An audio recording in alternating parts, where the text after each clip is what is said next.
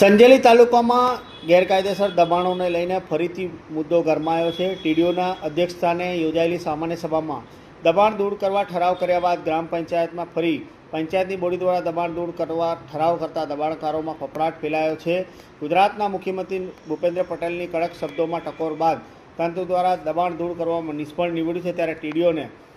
દબાણ દૂર કરવા નોટિસ ફટકારતા ઊંઘતું તંત્ર દોડતું થયું હતું અને તાબડતોડ નોટિસ તૈયાર કરાવી દબાણકારોને નોટિસ ફટકારતા હવે સંજેલીમાં માહોલ ગરમાયો છે। 15 દિવસમાં આધાર પુરાવા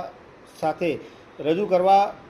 નોટિસો ફટકારવામાં આવતા ભૂમાફિયાઓના ફફડાટ ફેલાયો છે। અત્રે ઉલ્લેખનીય છે કે 2016માં પણ 800 જેટલા કાચા પાકા દબાણો દૂર કરવામાં આવ્યા હતા, જે બાદ ફરી જૂના બસ સ્ટેશન અને રામ બસેરોની જગ્યા ઉપર દુકાનો બનાવી દેવામાં આવી અને દબાણોનો રાફડો ફાટી નીકળ્યો હતો અને કાર્યવાહી કરવાના બદલે જવાબદાર તંત્ર આંખ આડા કાન કરતું હોવાના આક્ષેપો પણ થયા હતા। હાલ સંજેલી ગ્રામ પંચાયતની સરકારી પડતર અને ગૌચર જમીન ઉપરના દબાણો દૂર કરવા સીએમને પરિપત્ર